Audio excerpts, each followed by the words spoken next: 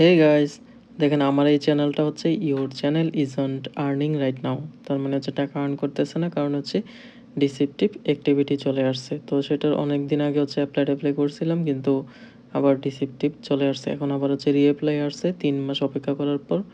তো আমি হচ্ছে রিঅ্যাপ্লাই করার আগে হচ্ছে আমার চ্যানেলে কিছু এডিশন করে নিব, কারণ হচ্ছে যেটাতে প্রবলেম হয়েছে, যেমন দেখেন আমার 5,000+ ওয়াচ টাইম আছে, যে জায়গায় 4,000 দরকার, তারপরে হচ্ছে না। কিন্তু ওয়াচ টাইমটা কেন হচ্ছে না একটা ভিডিওতে আমি সেটা দেখাবো। তো এটা দেখে নেন আগে। হচ্ছে সাবস্ক্রাইবার সব কিছুই ঠিকঠাক আছে। তো হচ্ছে আমি আমার ওই কাঙ্ক্ষিত ভিডিওটা খুঁজে নিব, যে ভিডিওটাতে একটু প্রবলেম, সেটা কি সেটা কিন্তু দেখে নেবেন। তো তার জন্য পুরো ভিডিওটা দেখবেন, তাহলে আপনাদের আইডিয়া হয়ে যাবে। অর্থাৎ আপনাদের চ্যানেলে যত টোটাল ভিডিও থাকবে সবগুলোর ওয়াচ টাইম একসাথে কাউন্ট করে যদি 4,000 না হয়, তাহলে কিন্তু মনিটাইজেশন হবে না। সো আমার সবগুলা ভিডিও কাউন্ট করার পর হচ্ছে কত হয় সেটা দেখা যাবে। এই যে আমার একটা ভিডিও, সেই ভিডিওটা থেকে হচ্ছে আমার 4,000+ ওয়াচ টাইম, এই যে এই ওয়াচ টাইমটা আর্ন করা হয়েছিল এত ভিউতে।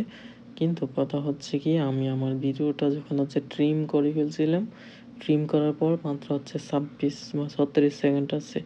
তো সেই জন্য হচ্ছে এখন যদি আমি টোটাল ভিডিওটার অ্যাভারেজ ভিউ দেখি, অ্যাভারেজ ভিউ দেখলে হচ্ছে 6 মিনিট, কিন্তু আমার ভিডিওর ডিউরেশনই হচ্ছে মাত্র 26 সেকেন্ড। তো এই জন্য হচ্ছে আমি ভিডিওটা ডিলিট করে দিব।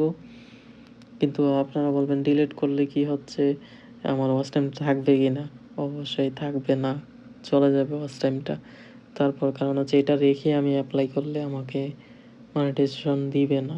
তো 2 বার আমি অ্যাপ্লাই করছি, দেয়নি। এবার হচ্ছে আমি এটা ডিলিটই করে দিই। এবার যতই ওয়াচ টাইম থাকুক না কেন আমার, তার জন্য আমি ডিলিট করে দিব। ওই যে এখানে লেখা আছে যে অডিয়েন্স আর ভিডিও অ্যানালিটিক্স সব কিছুই আমি লুজ করব, মানে হারাবো ভিডিওর সাথে সাথে।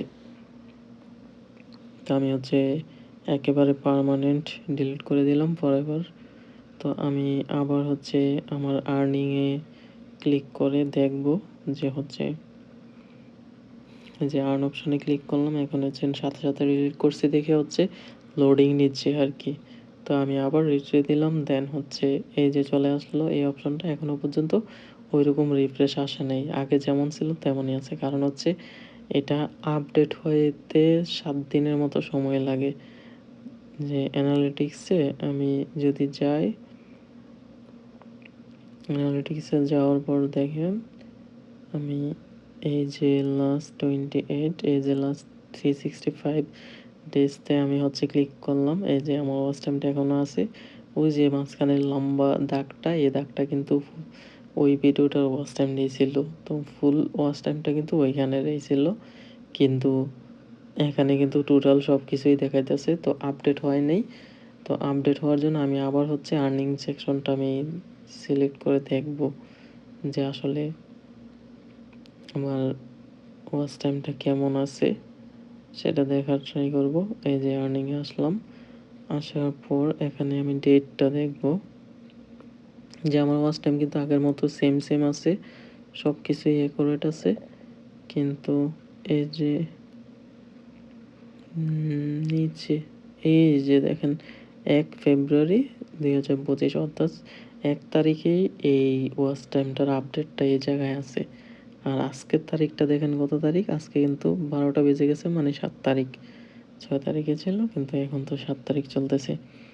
তার মানে ভিডিওটা ডিলিট করতে করতে কিন্তু 7 তারিখ চলে আসছিল।